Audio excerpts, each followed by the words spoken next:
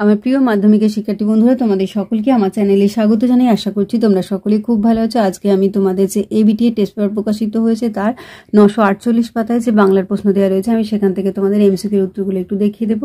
ইতিমধ্যে যারা চ্যানেলটিকে সাবস্ক্রাইব করে নিয়েছো তাদের সকলকে অসংখ্য ধন্যবাদ জানাই। আর যারা নতুন দেখছো তারাও চ্যানেলটিকে সাবস্ক্রাইব করে নিয়ে সাথে থেকো। চলো তাহলে শুরু করছি। দেখো, একে সঠিক উত্তরটি নির্বাচন করো। 1.1 এইদিকে বাড়িতে তপনের নাম হয়ে গেছে। কি নাম হয়ে গেছে? এটা হবে কয়েকটা কবি, সাহিত্যিক, কথাশিল্পী। 1.2 বাইজির ছদ্মবেশে হরিদার রোজগার হয়েছিল কয়েকটা 8 টাকা 10 আনা। এরপর 1.3 নদের চাঁদ বউকে বিরহ বেদনাপূর্ণ চিঠি লিখেছিল। এটা হবে গয়েরটা 5 পৃষ্ঠা ব্যাপী। 1.4 ডুবেছিল ধ্যানে। কত বছর ধরে ধ্যানে ডুবেছিল? এটা হবে কয়েকটা 1000 বছর ধরে। 1.5 দেখো, মধ্যেতে যে কন্যাখানি রূপে অতি জেনি। এটা হবে কয়েকটা রম্ভা। 1.6 চলে যাই এবার। প্রদোষকাল ঝঞ্ঝা বাতাসের ঊর্ধ্বশ্বাস কোন দিগন্তে? এটা হবে কয়েকটা পশ্চিম। এরপর 1.7 বাংলায় একটা কথা চালু ছিল, কথাটি হলো। এটা হবে কয়েকটা কালি নেই কলম নেই বলে আমি মুন্সি।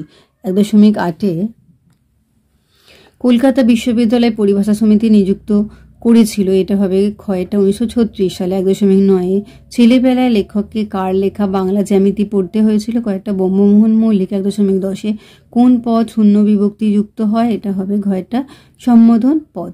1.11 কর্মবাচ্যের কর্তাকে বলে কয়েকটা অনুক্ত কর্তা। 1.12 বাঘে গরুতে এক ঘাটে জল খায়। এখানে কর্তাটি হলো, এটা হবে কয়েকটা সহযোগী কর্তা।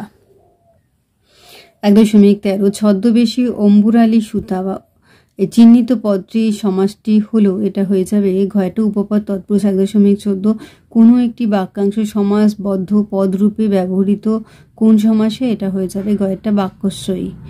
1.15 কোন সমাসে উপমেয় ও উপমানের মধ্যে অভেদ কল্পনা করা হয়? কয়েকটা রূপক কর্মধারায়।